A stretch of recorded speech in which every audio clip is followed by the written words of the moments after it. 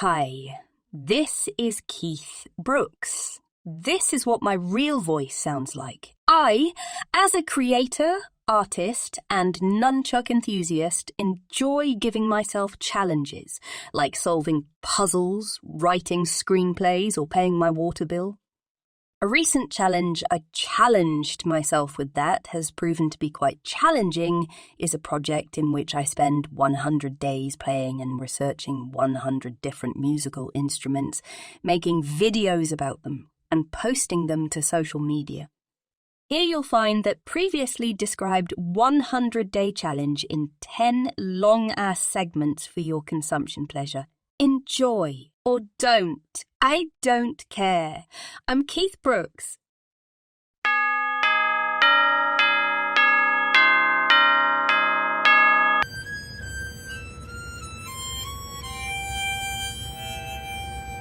Hi everybody, thanks for tuning back in. Today we're going to talk about this motherfucker. This right here is a chromatic harmonica. This is the first time that we've repeated an instrument with a different variation of that same type of instrument, but that's probably going to happen a lot. And that's a key sort of aspect to instruments that hopefully we'll learn today, that by changing a small aspect of the instrument, we change the instrument in its entirety. First of all, I just want you to take a look at it. Look at it. At most outward appearances, it does look like a harmonica. Here we have a regular harmonica. Clearly the chromatic is bigger. And, I have a lot of things that are bigger, ladies. Chromatic harmonica also has a little knob at the top of it, and I, too, have a little knob at the top of me, ladies. Diatonic harmonica has square chambers. The chromatic harmonica has holes. I, too, have holes, ladies. I don't want you to watch what happens as I push this button right here. Boop. See how all the holes sort of shift and the chambers alter? That's because now, on the chromatic harmonica, we have the potential to play the entirety of the Western musical scale. Diatonic harmonicas focus on one specific key and can only play notes within that key. This can play all the sharps and flats, acting like a piano with all the white and black keys. Every single hole or chamber now produces 4 tones. Hear that sound? So I'm hitting all the sharps and flats along the way. Now, this wonderful instrument is often credited as coming around in 1924 by the Hohner Company, somebody we discussed prior. That is honestly the most successful version of the chromatic harmonica. There are records dating back to 1800s of people trying to patent the original chromatic harmonica, and the most similar to this one is in 1896 by a guy named Christian Weiss. Now, all of this is still taking place in Austria and Germany. But some of those original designs and maybe even the original chromatic harmonica are lost to time. Because unfortunately, with record keeping, with history, with wars, and with intellectual property inspiring other intellectual properties, you find that the people actually responsible for things sometimes don't get a fair shake and don't get actually what's due to them. This instrument here, with its ability to play a whole spectrum of notes that the diatonic harmonica can't play, is often used for jazz, blues, and classical music to this day. I'll say, as much as the harmonica seems similar, it takes a lot of practice to get used to this. And this is one of the key things I want to talk about today, is that this serves a different purpose than what the diatonic harmonica does. The same way an electric guitar serves a different purpose than an acoustic guitar. They have different advantages and different disadvantages. While the advantage is clear that this gives me more notes that I can play, what is taken away is some of the chord progressions that the diatonic harmonica has inherent to it I can't do on this instrument. Now, while I can make a note bend on this instrument, that twangy noise that we always associate with harmonica players, especially blues players, doesn't sound quite the same as the double reed chamber on the diatonic harmonica, because this isn't functioning the same way. It doesn't have the same materials of the double reed chamber, so it's producing a different sound. Does that make this instrument any less important? Does it make the diatonic harmonica a better sound? No, it's just a different sound. I remember when I was young, I wanted to play electric guitar so bad, but instead, all I could find were piano lessons, and I was initially so disappointed because the piano didn't do all the things an electric guitar did, all the coolness that an electric guitar had. It took me a while to realize and appreciate all the amazing things that a piano could do, and oftentimes in our life, we compare ourselves to the skill sets of others. We fail to realize we're just a different instrument. used for a different purpose. Diatonic harmonica is great for harmonies and for rhythm, and this is wonderful for melodies, but you need both to make a song. If you want to hear some amazing musicians play this instrument, I highly recommend Willie Berger, Gregoire Murray, and Norton Buffalo. Thank you so much for tuning in. Day 11 of 100 days of musical instruments.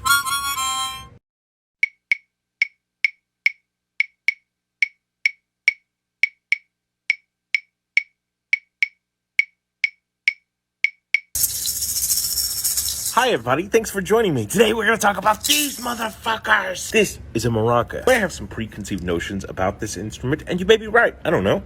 I can't read your fucking mind. This instrument is hundreds, if not thousands of years old. There have been variations of it found all over the world, mostly called shakers. But the maraca itself has two possible origins. One of them is Chile, where a group of healers called curanderos would use an instrument similar to this to ward off evil spirits, right? Second is as the Maracas, a Guarani word used by the Tupinamba people of Brazil. Similarly, it was used as a shamanistic ritual instrument. Now, oftentimes the instrument would have a ball either made from a gourds or a calabash fruit.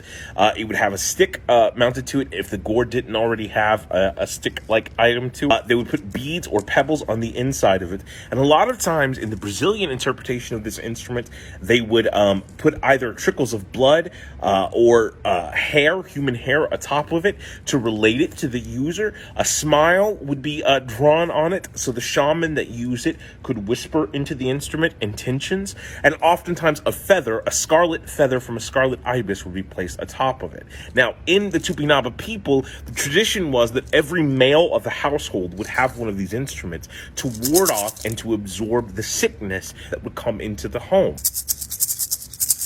Since then, this instrument has become a staple of not only Latin music, but also Caribbean music. It sort of dominated all of South America and into North America. But ideas of shakers are present across the world. Most indigenous people have a version of this, and we'll get to some more as we go throughout this series. This one's from Mexico, it's sort of inscribed right there. One's from Florida. It's got a pretty little lighthouse on it. One's from Walmart. I want you to notice something that happens when I play the maraca. Notice it's not only making one sound, it's making two. It's sort of the same thing that happens when you have whiplash. Your brain goes to the front of your skull and to the back of your skull. That's the sort of thing that's occurring. And it's the same sort of exact idea that's happening with the beads. Let's remember that these beads are constantly being affected by our movement and by our motion. Thus, we can also manipulate it. It's not just about shaking the instruments, but we can also make that whirlwind noise. Often better if we have an instrument with a more gourd-like top. It sounds more windy. One of the key aspects that make maracas so successful in music, the percussion instrument, which is what this is that it offers to our percussive section a little bit more of the high end. Music is spread out on a spectrum. We have low sounds, mid sounds, and high sounds. That's pitching up way up there. It's a shriller noise. Now, in order for us to feel like we have a broad, expansive sound, we need a little element from each one of those ends. Middle end, low end, and high end. Oftentimes, the percussive section of any instrumentation is low. We're talking about drums that have deep, somber sounds. We're talking about a bass that, by definition, is in its bass register. But this comes in and gives us a high pitch that's also doing the rhythm for us, right? Players, they tend to keep their elbows at a 45-degree angle away as they play, thus allowing for the dancing and everything. Can't ascertain absolutely with specificity if they are Chilean in origin or Brazilian in origin. We find that a lot of instruments, to define the province, is very difficult. And that's not only instruments, but also ideas, martial arts weapons, and literary stories and things like that. As time progresses, it sometimes becomes harder to trace something back to its origins. But what we can be thankful we have are them here now, right? The rich sound they provide, adding to our spectrum of music, not just in the high ends, but across the board. I forgot to recommend a musician. Highly recommend Machito. He was the king of samba. Absolutely amazing in every performance. Now back to the old me. Thanks for watching. Day 12 of 100 days of musical instruments.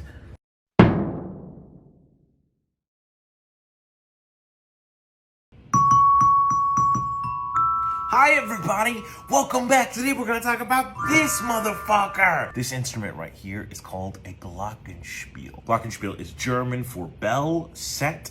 And I know that you might be thinking, well, that's a xylophone or a marimba or a vibraphone. But we're gonna talk about all the reasons that you're fucking wrong, Charlie. Glockenspiel or bell set is a percussive instrument made out of metal, played with mallets. The bars are arranged in the chromatic scale via a keyboard or a piano. This might look more familiar if I hold it up like that for you. It's backwards now, but you can see how it's marked like a keyboard. We're just starting at a different place. That probably makes more sense to you because there's a C right there and the C sharp and all that stuff. Got it? Make sense? Yeah, fuck yeah! This instrument probably began in the 17th century. The idea of just a series of bells all tuned and hitting them with hammers. Then in the 18th century, it kind of converted to having a keyboard attached to bells, so you would press the keys and it would strike the bells. And then in the 19th century, it kind of evolved into what you see before you right now. So the name is auf Deutsch, meaning German. In Germany, more often when you're referring to a Glockenspiel, you're referring to something that we in America call a carillon. A carillon is basically a keyboard that's attached to bells, like an earlier version of this same instrument, but just a lot bigger. Making matters even more confusing, if you go to France, this instrument is referred to as a carillon. But though sometimes they can change that, and it might be referred to as a jeu de timbre, which is a set of colors. But anything to not use German.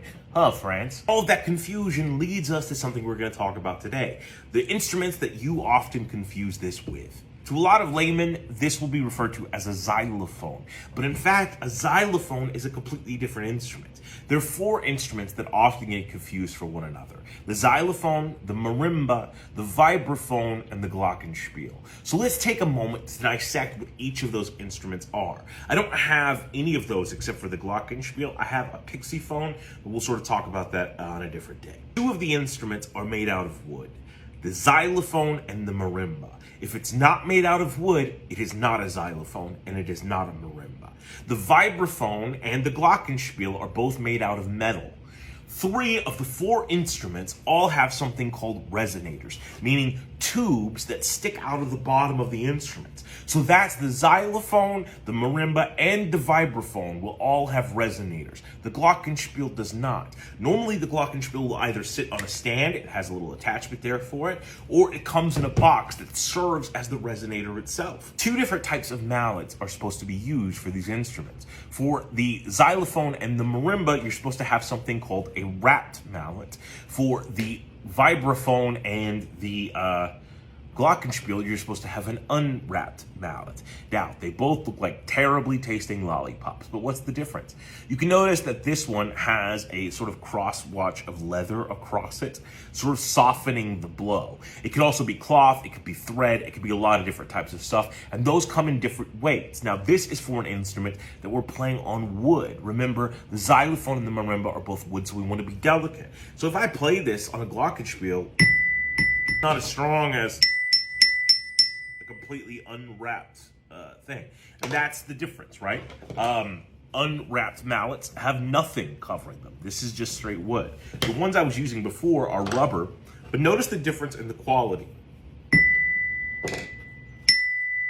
The material with which you strike the instrument is going to change how it sounds and how rich it sounds, right? Sometimes the wood is great because it's a loud, piercing sound, but sometimes you just want that softer, you know,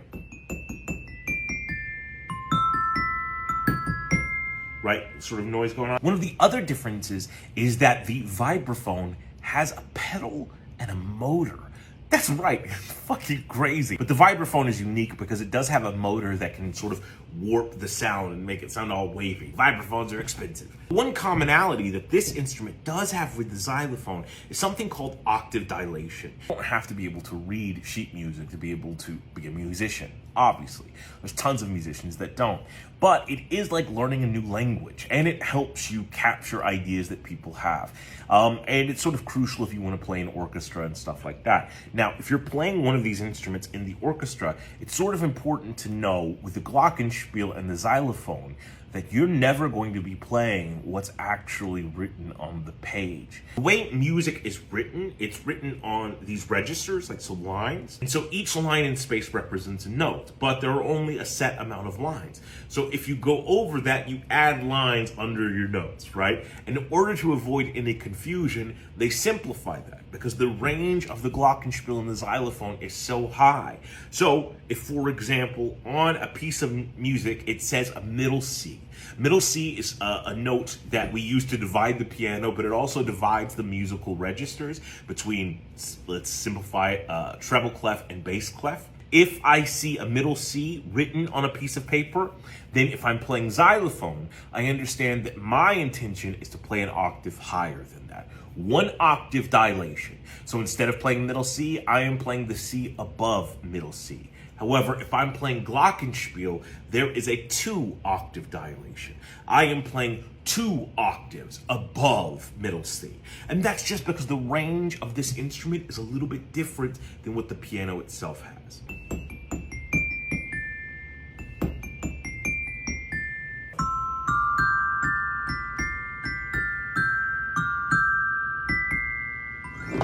If you want to hear amazing music played on this instrument, I have 2 recommendations for you. Number 1 is Dame Evelyn Glennie. She is a percussionist that plays everything, but she has some amazing Glockenspiel pieces.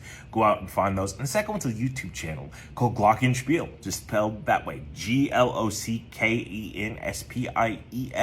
It gives you tutorials about all sorts of melodies that you can play on this instrument and just walks you through them. It's absolutely fantastic. You'll hear a lot of songs you love, a lot of movie themes, stuff like that. Thank you so much for tuning in and have a wonderful day. And remember, you're just fantastic in every way. Day 13 of 100 Days of Musical Instruments.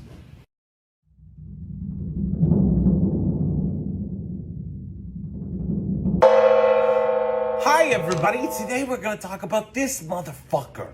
This is a gong. It's known as a tam-tam or a chow gong, but we'll break into all of that and explain it all. Most people, when they think of the word gong, they think of just this. Something that you strike with a mallet, a hammer, or in modern times, even a drumstick. But to be honest, the gong is a family of musical instruments that date back thousands and thousands of years. The term gong comes from Javanese. Java is an island within Indonesia. It's believed that the originators of the gong as an idea, or at least roughly to this idea that you're seeing in front of you, can be narrowed down to 4 different kingdoms and nations. Java or Indonesia, China, Burma, and Annam, which is an older name for Vietnam. Believe that this idea of the gong originated around 600 BC and was used as either a way to call workers back in from the fields or a warning system, or potentially both, depending on the number of strikes the gong received or how many times it would speak. There's a couple of different classifications of gong, and with each of those classifications are numbers of different unique instruments themselves. We can look at some of those types of gongs. One is the suspended gong. As you can see, it is suspended and is not allowed to go to school for at least 3 days. Now, these type of gongs are normally referred to as tam-tams as well, or completely flat on the front of them. That gives us our second type, which is often called, I'm not even making this up, a nippled gong. And what that is a gong that in the center of it has like a little fucking nipple. It has like an indentation, right, that manipulates and changes the sound. Third type is a bowl gong, which looks like a bowl. These types of gongs were actually found in ancient Greece and ancient Persia. They were mostly used for religious ceremonies and a lot of times with oracles and things of that nature.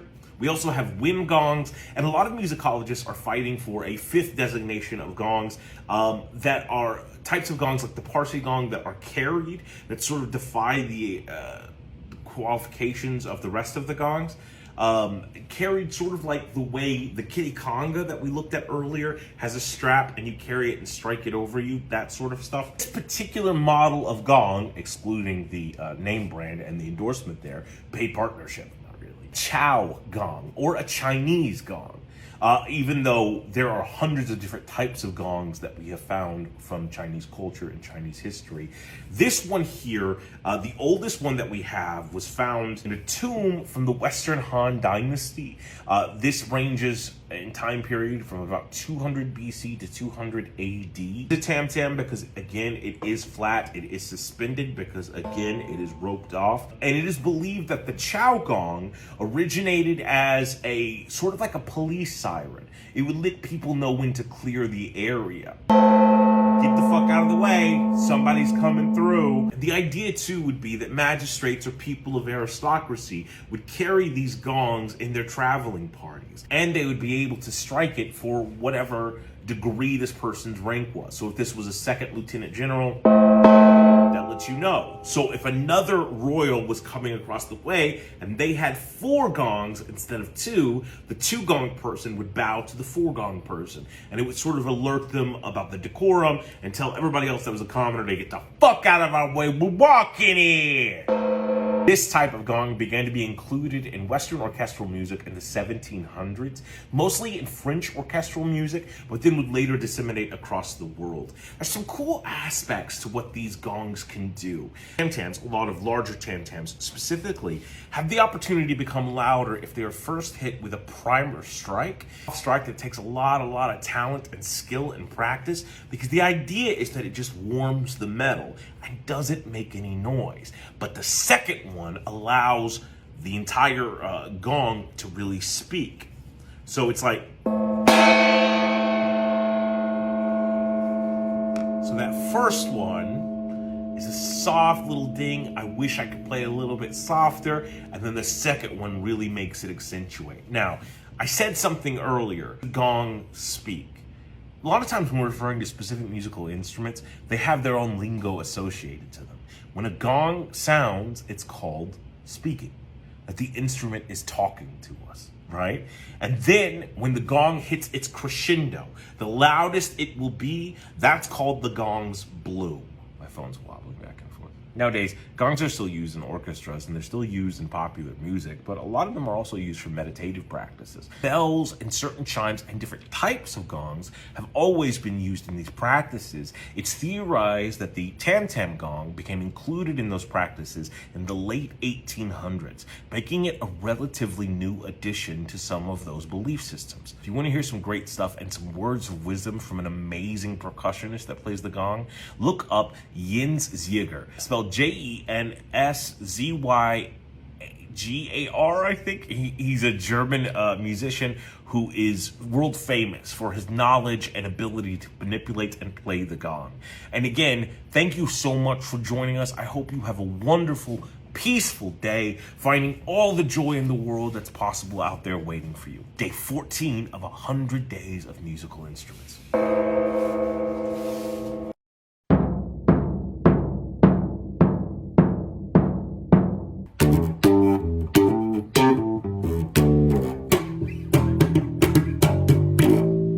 Hi everybody, thank you so much for joining us. Today we're going to talk about this motherfucker. This is an electric bass guitar.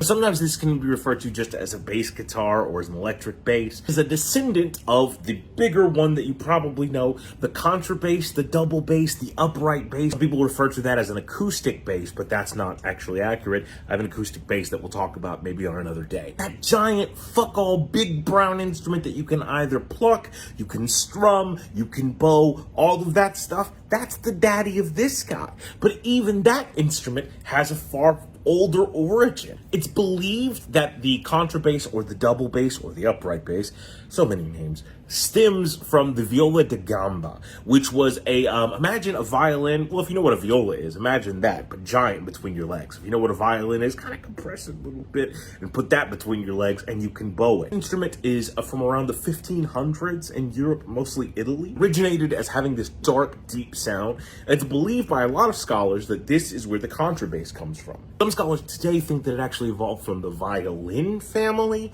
as opposed to the viola family. And I know there's some really similar, but they are different things, mostly by construction. And the construction of our modern contrabass looks a lot more like a violin than it does a viola. Either way, upright basses are played in jazz bands, blues bands, rock bands, rockabilly bands, and orchestra alike. Any type of music, the bass is there for it. One of the interesting components about the contrabass, at least I find it interesting, but I'm also a nerd and haven't been touched by a woman in a while, is that all instruments have their bass tuning.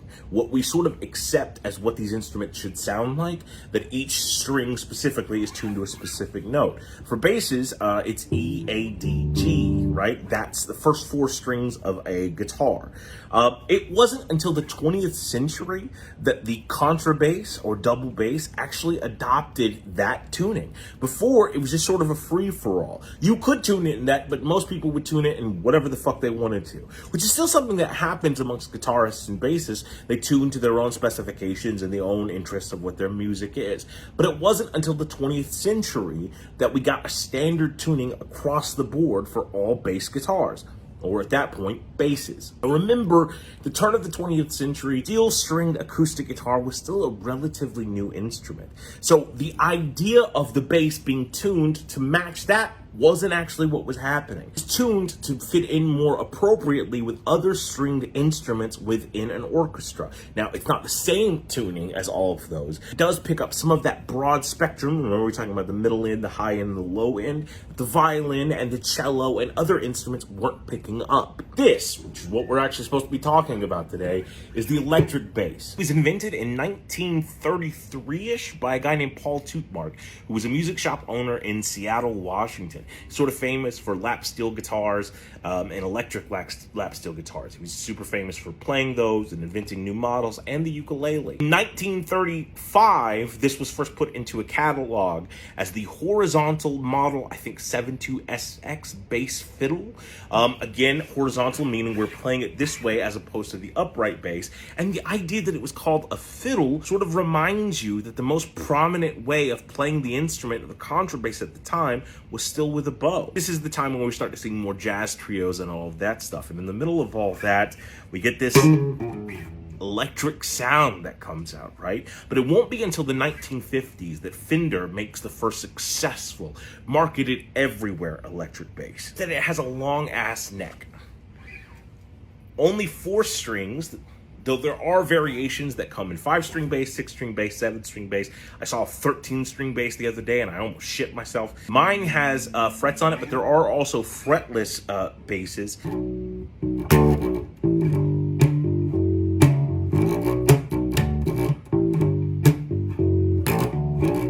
There are many styles to play an electric bass. I'm just playing with my fingers. You can also play with the pick. There's something called slap. It's kind of built like a guitar. You can see that. You can see the body resembles an electric guitar and all that stuff. And it's in the same family. It's still a stringed instrument.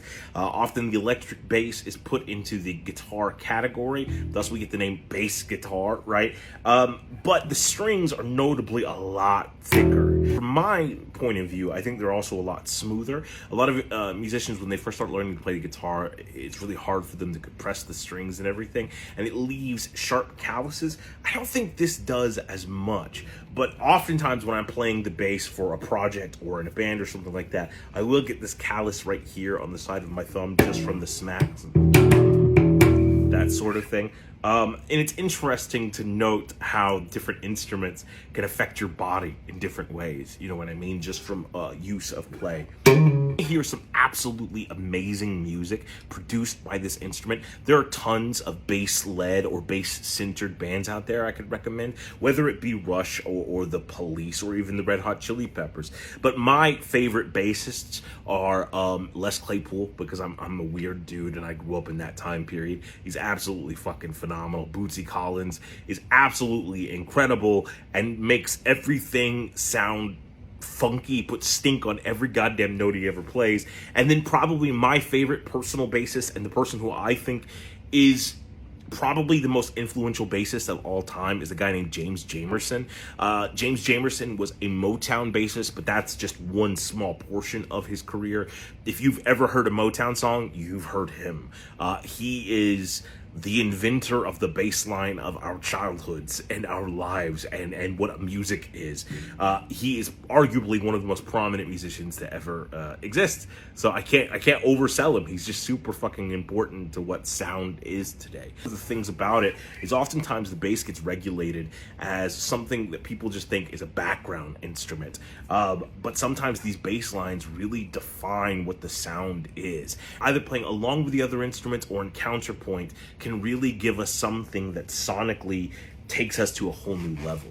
I think this is an underrated instrument that has some amazing musicians out there. Another great bassist I think you should check out, she's like 7, Ellen Alaverdian. She has like a YouTube channel and like posts Facebook videos of just her rocking out bass lines. I think her dad plays the drums for her, but she's absolutely fucking incredible. This kid knows how to riff. She's absolutely amazing. So go check those things out. Go. I'll be here when you come back. Thanks. I'll always be here for you, the same way you're always there for me. Thanks for checking these out. Have a wonderful day. Day 15 of 100 days of musical instruments.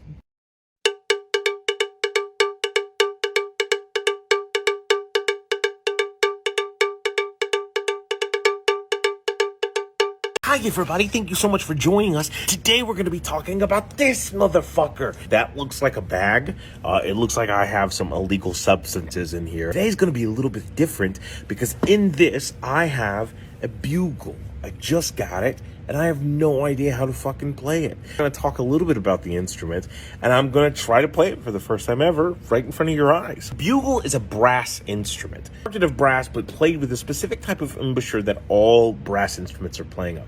Embouchure is what we do with our lips in order to make the sound. It comes from the French embouche, bouche meaning mouth. We're using our lips in a very specific way in order to make the instrument make a sonic noise. Bugles are valveless. Valves in brass instruments means the buttons, so it has no buttons whatsoever, meaning it can only play a specific range of notes, all part of its natural harmony, meaning that the sounds are manipulated by only how fast we blow the air in.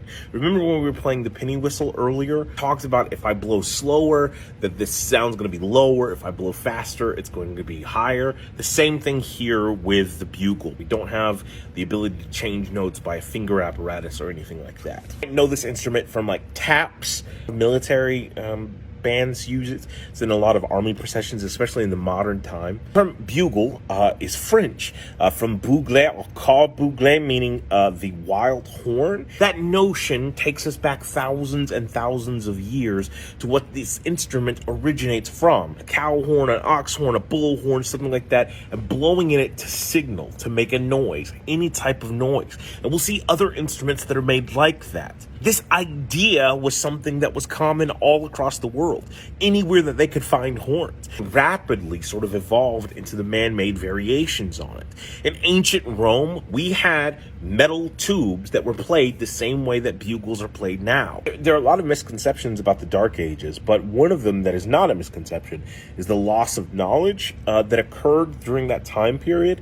So from the advent of the Romans having metal tubings and metal trumpets and horns and bugles and things like that, we sort of lost all of that for a long, long time until the Crusades. When Europeans went to the far Middle East, we found that this treasure of metal horns that they were playing, and some of them were from the West. Exchange amnesia thing that occurred in history, and this is just one example of it. There are actually tons of it. Sorts of cultures developed their own variation on what we would recognize as the bugle, but the most direct ancestor of it is something invented in the 1750s called the Habmondblase, the half-moon horn.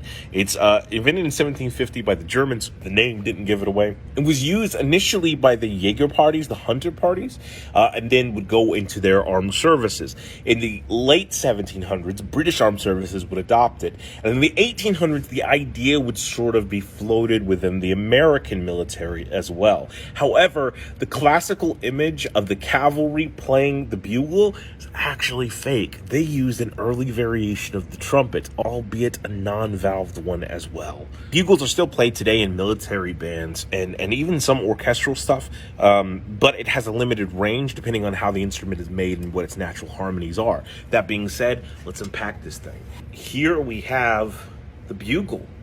It's tiny. It's got a nice little bell. It's sort of like a mini trumpet. I got this one on Amazon. It was like 21 bucks. And I know it's not like an orchestral level of instrument, but it is sounding nice. Here's a mouthpiece that comes with it.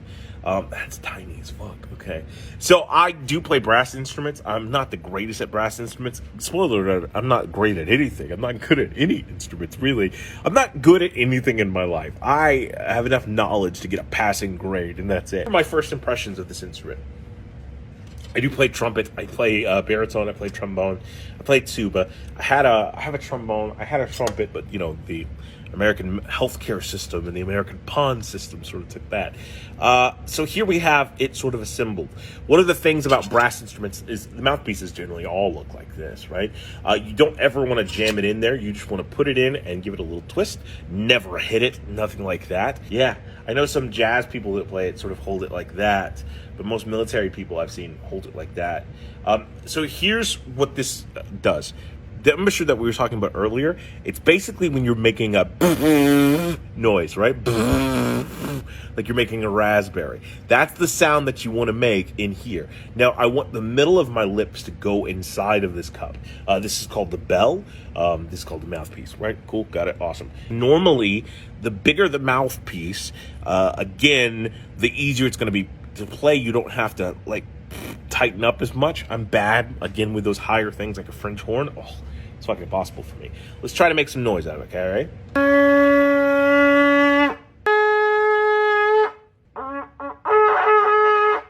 It's hard. So one of the key things, though, about playing it is, I have a mustache in the way, I'm so sorry.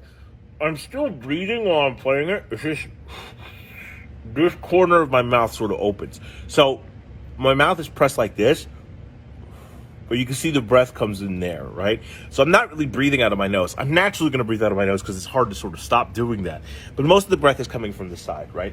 So let's try again and hit just those two notes, right? That's pretty nice. That's pretty cool. That's fun. Just to give you a sort of variation of the mouthpieces, this is for a baritone. Here is a trumpet mouthpiece. The size isn't too far off, but even just the natural same thing, the pursing of the lips that's forced by the size of the actual ring there, the well, as this is called.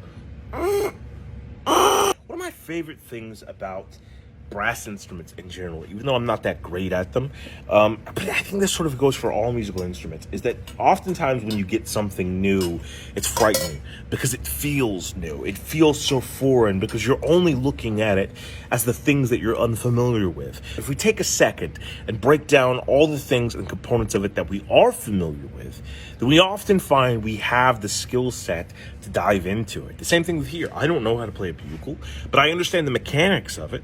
Why? Because I understand other instruments, right? Because that same aspect that when we were playing the penny whistle of knowing to change my airspeed, I don't know how to play this, but I know how to play a trumpet. So that embouchure that I've learned from that, I can put into this. And so much in life is like that. Combining elements that we already know, and before we know it, we have a completely new skill set. It might take some fine tuning. I might need to work a little bit more so I can reach those higher notes. But opening this bag within 7 minutes, I've played 2 notes at least on this instrument. That's an achievement for the day. If you want to hear some great stuff with this instrument, I recommend any sort of military brass band. They'll always have a bugle player that's doing something. There's not a lot of music specifically that I can recommend, but there is a great YouTube channel called Steve the Musician, and he has a whole series about the bugle. It's a series about a lot of different instruments. You should totally go check it out. He's absolutely fantastic at what he does. Thank you so much for being awesome. I see how hard you're working. Great job. Day 16 of 100 days of musical instruments.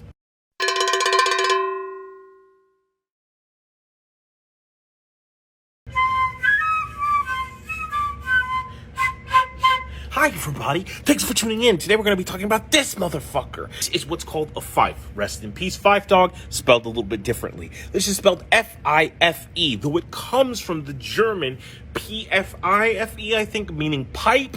Fife would be the way you would say it there. This is an aerophone. It is a woodwind instrument. It belongs in the family of flutes. It's an edge-blown instrument, meaning we're blowing on the edge of it, just right over it. You hear that little noise coming in? If I hold one, hold down, right? It's also what's known as a transverse aerophone, meaning that it's held horizontally. This is transverse ways, as opposed to something like the penny whistle, which we would hold down here. Now, notice one of the key things about the mouthpiece here for the Fife is it's here, but I'm not blowing into it like that. It doesn't really produce a sound if I'm doing that. But instead, I'm trying to blow across it. And that captures some of the noise there. Again, I'm still using what we call an embouchure or an embouche, and all that to make noise. That's how the noise bleeds through. Now, this particular fife, and this is common for a lot of fifes that we'll find historically, has 6 notes there on it. It is a diatonic and not a chromatic instrument. I believe that these are developed around 1000 AD in Europe, and they disseminate across the world accordingly. Popular amongst tons of folk music, but you probably think about, when you're thinking of this instrument, military processions, kind of related to the bugle that we talked about yesterday. Here I have with me another variation on the fife.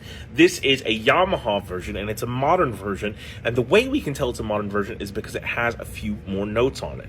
Still diatonic, still playing within one scale. I think this one is tuned C. It just gives me 2 extra holes. That's what she said. One right here and then one there on the back.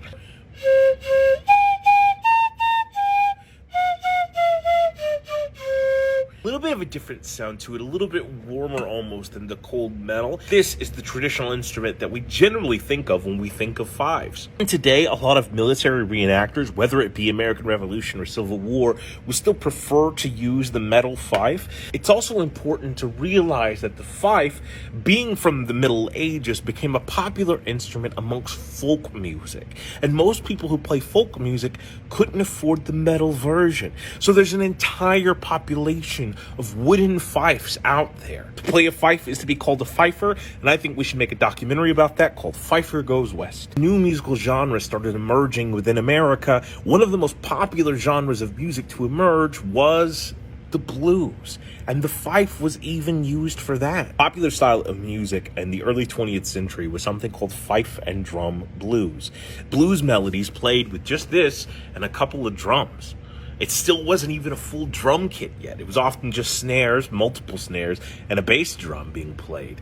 An entire genre and style of music that unfortunately now is almost lost entirely. It had its heyday in a time before making recordings was a popular thing, and only few examples of it exist. It's strange to think that with our vast library of knowledge that we have at our disposal today, with so many brilliant minds out there, when it feels like the world is getting smaller and smaller by the second, when it feels like any bit of knowledge or culture is just at our fingertips, there are whole swaths of art, communities, cultures, civilizations, and societies that have just been forgotten, that have been left behind.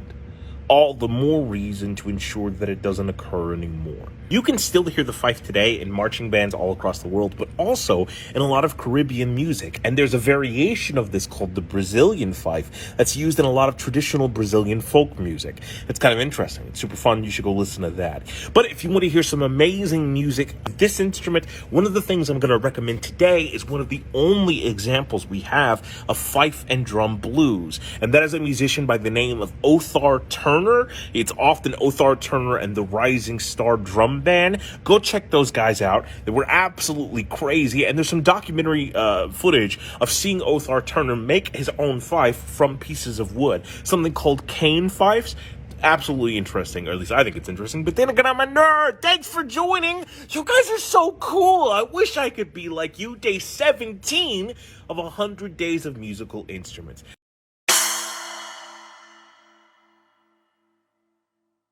Hi everybody, thank you so much for joining. Today we're going to be talking about this motherfucker. This right here is a Chilean rain stick, or more commonly known as a rain stick. It's meant to emulate the sound of rain falling. right? Now, you can look at it and tell that it is a percussion instrument. These exist in a lot of cultures. We believe they originated in Latin America, South America, or the southern part of the United States, but most people will accredit them to the Diaguita people of Chile. Northern Chile has some really hot, dry deserts, so it's believed that this was created as a part of a ceremony to summon rain. For thousands and thousands of years, humanity has been at the whim of Mother Nature, right? We like to think now with irrigation systems and stuff that we're not, but we still are. With the tides change, it's hard to go fishing, all of that sort of stuff. Crops are ruined all the time, and that escalates prices, and that causes supply and demand. But for years, different cultures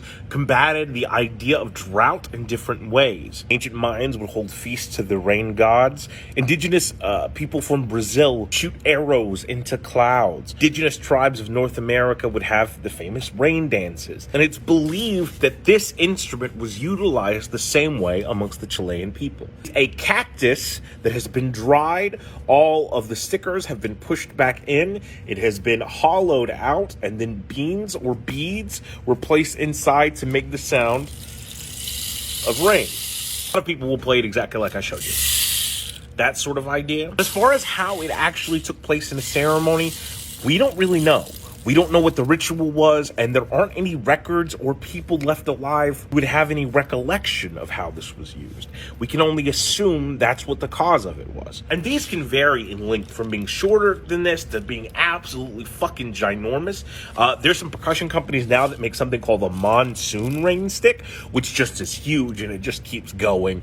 But the idea of this is that you could potentially keep it playing constantly. Now, here's how you do it. Here's another rain stick that's a little bit more intricate in its design. It's really pretty. So as opposed to the regular sort of flipping it upside down, one of the ideas is that you tilt it at a leverage point.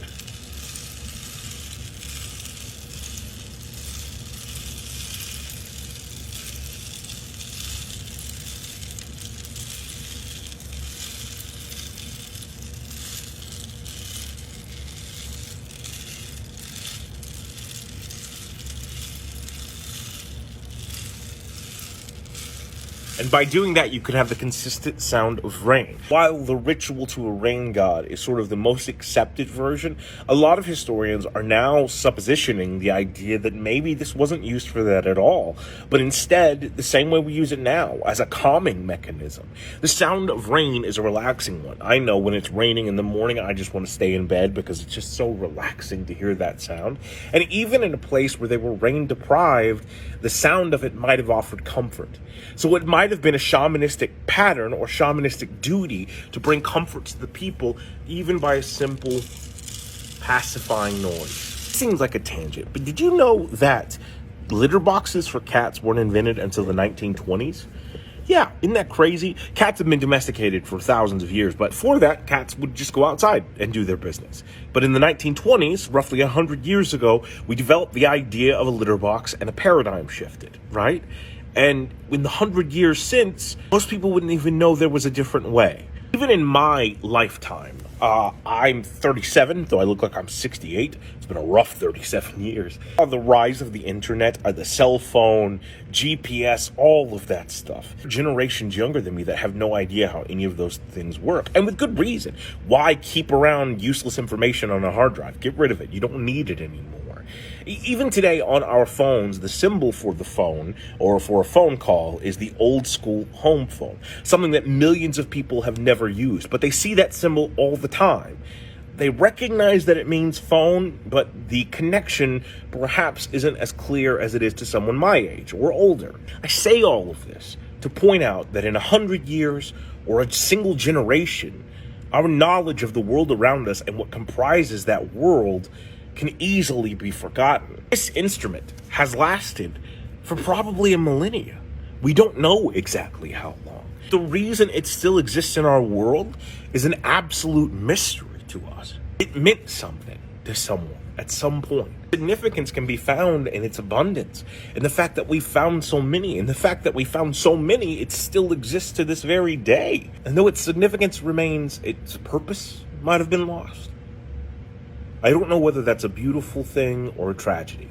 Hey, if you want to hear some awesome sounds with this instrument, there's a YouTube channel I highly recommend you check out. The African Heartwood Project is a YouTube channel and a project, as the name sort of insinuates, dedicated not only to percussion, but helping end hunger in Africa. They have a great video about rain sticks and explaining sort of how to play them, where they come from, at least to the best of our knowledge, and all of that stuff, plus tons of other instruments that you can check out. Also, look what I did. God, it's raining now.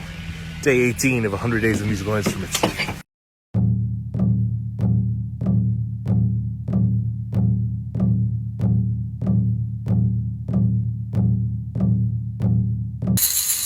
Thank you so much for joining us. Today we're going to be talking about this motherfucker. This instrument is known as the Caxixi. This specific type of model is known as the double basket woven African style Caxixi. Now, this instrument is Brazilian, the name Caxixi is, but it finds its origins in Africa, specifically amongst the Bantu people. This is from Central Africa to South Africa, people speaking Xhosa, Swahili, all of that sort of region. Nigeria to Congo and all of that area. It is a percussive idiophone, meaning we're making a noise out of the entire instrument itself. It's often a woven basket with a different substance for the bottom. Here, it's like a cardboard plastic sort of thing, but in Brazil itself, you could find the bottom is made out of gourds, out of tin cans, out of anything, because it produces a specific sound.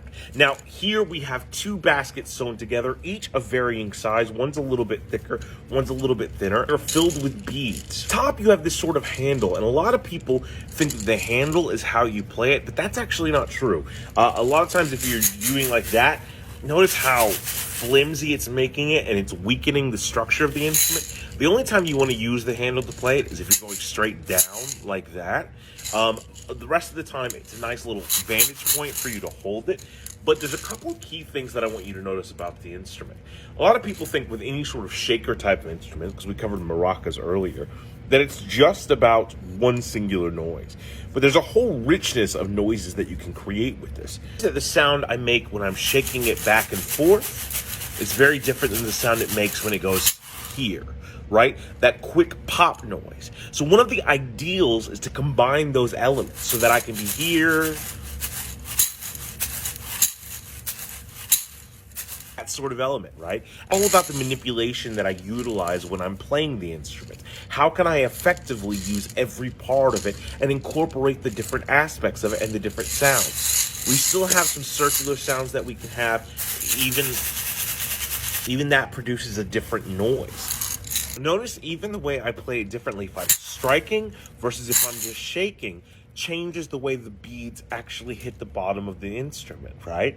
So it's all about knowing exactly how to manipulate the instrument to produce the different sounds that are desired. Let me hear some amazing music with this. I'm going to recommend sort of a broad genre, and that's capoeira music. Capoeira is a Brazilian martial art that has African origins and roots, just like this instrument, but it was a type of martial art that was designed to look like a dance, and thus it has these stylistic moves, and music is a huge important aspect of it. Now, the berimbau is a stringed instrument that is sort of the front and center sound, but oftentimes in the background you're going to be hearing drums and the caxixi. Listen to how the caxixi sort of divides that sound spectrum. We have the string instrument with a limited amount of notation, but still providing an awesome backbone, and the percussion always adding that low end, but then this comes in with the high ends and the pops that sort of make that music sort of come together and adds a whole other level to that orchestration, right? I hope you go check it out and have a great time listening to some awesome international world music. Check out some capoeira fights on YouTube, and you can see the instruments in the background and just be dazzled by the prowess of the athleticism.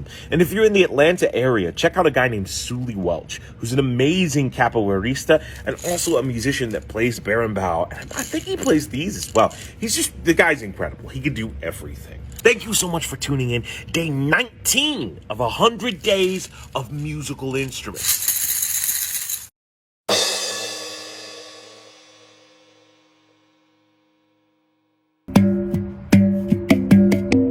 Hi everybody. Thank you so much for joining. Today we're going to be talking about this motherfucker. This is what's known as a handpan. Now, handpan is a broad genre of musical instruments.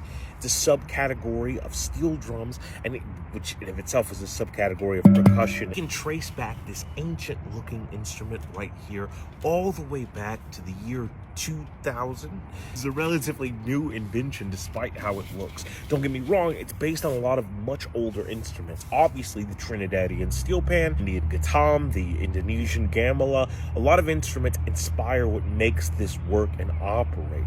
But it was created in 2000 in Sweden. Felix Romer and Sabine Scherer, two musicians and designers that work for, and I think are the founders of Pan Art Hongbao AG. First version of this was something called the Hong, H-A-N-G. And oftentimes people will still call other handpans that aren't exactly that model the Hong or the Hong drum, but you don't need to add the word drum there. Hong itself works totally fine, just meaning hand, right? Soon after the invention of the Hong, the term handpan started circulating to sort of describe it, but the creators of the Hong were very adamant that that not be applied to their instrument, but instead just became the family their instrument belongs to. And so then anything based off of the Hong's design became a handpan. Different variations amongst that, different types of basses normally that sort of change the way it goes. This is just a basic one. This is kind of one of the cheapest ones you can get, and it's still kind of expensive. Only a limited amount of Hongs created, that first sort of class of Hongs. This has the basic model of a UFO, right? And it has an open bass, meaning thus when I'm playing it, I sort of have to straddle it in between my legs, sitting crisscross applesauce, helping that sound resonate, the instrument itself, but out to the public. Same way when we were talking about the Glockenspiel and how oftentimes it comes in a box that acts as the resonator, right? The sound needs a place to escape.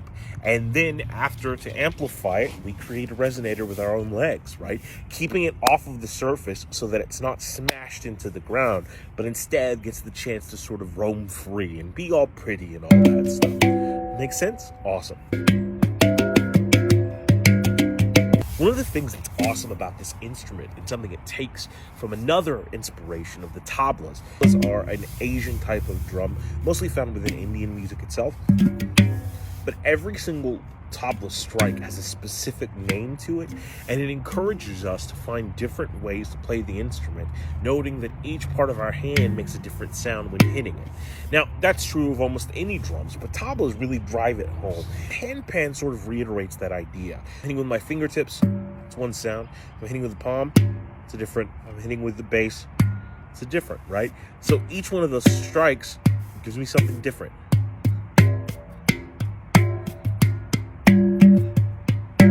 Depending on where I'm hitting it. Now, all of these have like sort of concave sections, but they come in degrees. So if I'm hitting outside of that, it makes one noise. Inside, on the center. Each of those a different sound. Now, even in the center of it, I have, instead of a something caving in, it's convexing out, right?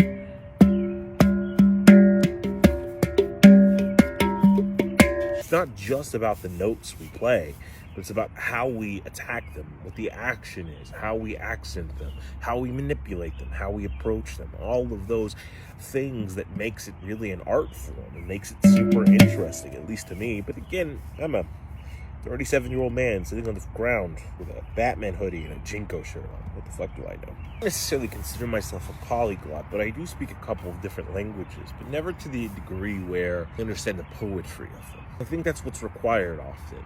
I can ask where the bathroom is in Spanish, and I can order my takeout in Mandarin. But someone once asked me in a conversation, yes, you speak these languages, but could you solve a mystery in them?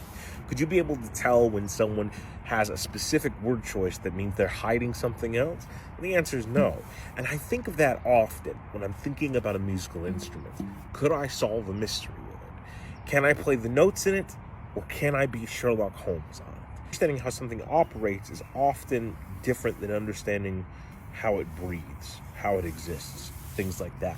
And I know that sounds like a very odd relationship to describe between an instrument. I don't think it's just instrument related. I think it's any sort of craft. And I think You know, a lot of times we limit the word craft to specifically art-related things, but we shouldn't.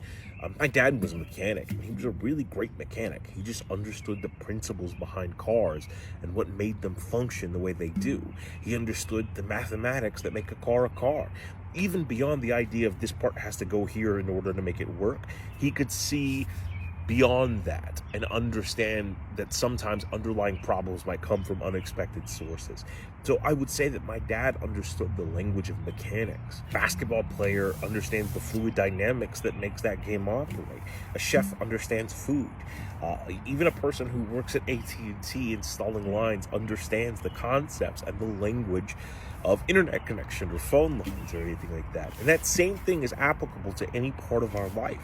Do you speak its language, or can you just recognize it when you hear it? And there's no shame in either, but there is a goal there. A person that likes to pick up hobbies and new things, obviously, fucking giving you 100 of them. Hope is maybe not to be the most fluid person in them, but to understand more than the passing traveler.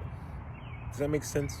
If you want to hear some great music with this instrument, I highly recommend Laura and Sarah. During the pandemic, Laura and Sarah started doing these streaming events where she would play different musical instruments to sort of align her energy and all of that stuff. She's absolutely phenomenal at everything she does, and oftentimes she would use a handpan. I think she even has a Gong. I don't know if she got money like that. I don't mean to put her business out there. And it doesn't matter necessarily if you believe that musical instruments can align energy or can heal. I do find it interesting that tons and tons of cultures seem to flock to that practice for multiple instruments as well. I do think there's something cathartic about what music can do to us as it evokes emotions and specific feelings within us. Maybe feeling things, maybe going through those depths of experience can be a healing thing in of itself. I don't know. Maybe I'm just outside and it's all sort of inspiring me. Who knows? But even if you don't believe all of that stuff, it's really fucking pretty and calming music. There's some amazing stuff that can be done with this instrument. And there's some amazingly talented people out there. Everyone's so creative. Thank you so much for joining day 20 of 100 Days of Musical Instruments.